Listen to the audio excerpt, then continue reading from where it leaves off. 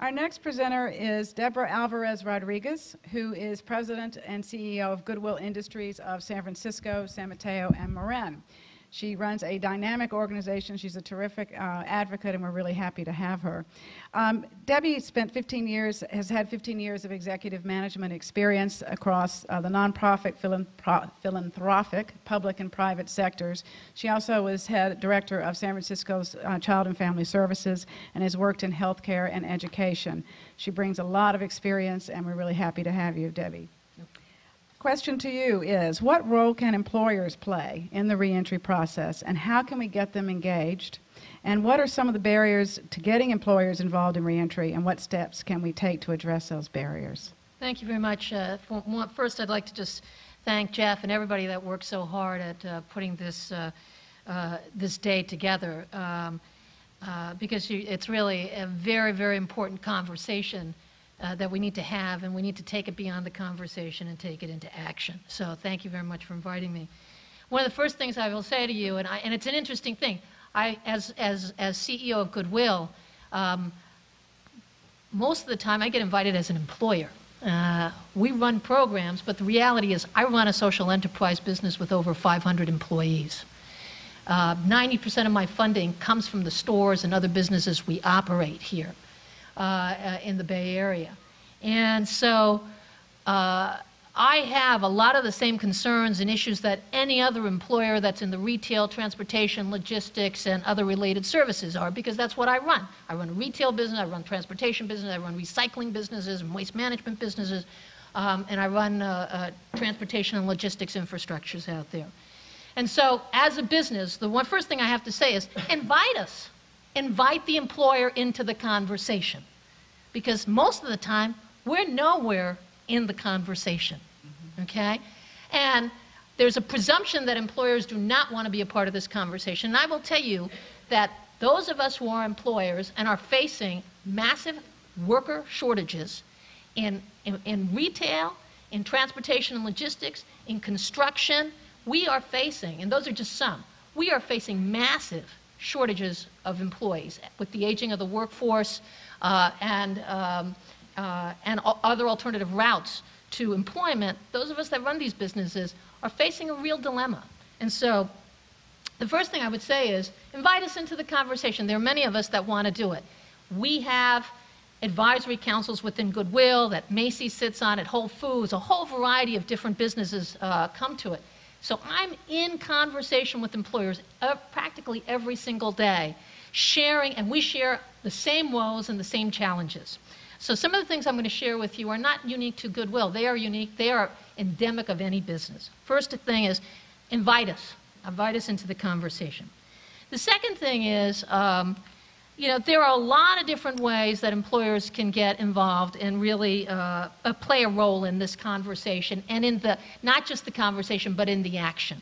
Obviously, everybody talks about, make jobs available, make jobs available. Yes, we have to make jobs available. Absolutely. We have, Goodwill hires a very high percentage of our employees. These are our permanent employees that are getting health benefits and promotions and all those other things. Have interfaced with the criminal justice system, and we're very proud of it. They are some of our best employees.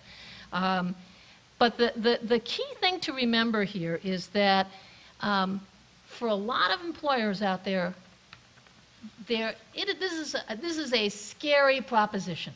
Let me just say that point blank. It is a scary proposition. They're thinking about, how do I make the bottom line? How do I reduce my liability? How do I not offend my customers? You name it, okay? So the thing I say is, when you're thinking about how to engage employers, remember that there are a lot of different ways. And sometimes it's better to start with some of the earlier stages than the later stages. So what ways can we engage employers? Engage us in conversations as advisors. We are all, as employers, looking for folks with viable skills needed for a particular industry. All too often I see workforce development programs that actually don't engage employers in helping to develop the curriculum, the skills qualification designs, or anything else. So we get, we get a lot of folks in here that have been through lots of job training programs that can't do the job or don't even understand that if you're running a retail business, it's not 9 to 5, it's not, it's a 7-day-a-week job. My operation actually runs practically 24/7 because it's not just the stores. I've got production, I've got transportation, I've got all these things. So there's a lot of dynamics, and so the level of skills and the types of skills necessary for a particular industry, it's really important for all the community-based collaborators, including the Department of Corrections, to understand that and invite us in. We have a lot to share, and we'd love to share it because we're desperate for employees, good, skilled workers. I want good, skilled workers. They create value for my company, and in turn, I will create value back for them. That's the fundamental dynamic. So invite us in, let us become part of the conversation, let us help develop and inform some of the programs, the curriculum, the job placement dynamics, all of that kind of stuff. We have a lot to be able to share with you about what is really necessary, okay? The other thing is, we as employers need to be able to release our employees to be able to participate in job clubs, to become guest speakers, release our employees to be able to go into the prisons and go into the jails and have that conversation with our prospective employees, because these are our future employees, while they're there.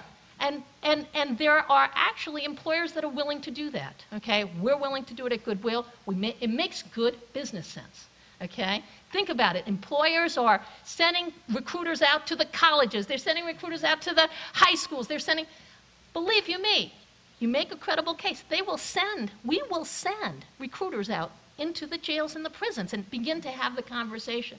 The thing that's very interesting is when you send an employer or an employee from a business and give them the time to go out and participate in some of these conversations and go into the jails and have real conversations and talk about what it really means to work at Goodwill or Whole Foods or Macy's or any one of these other businesses.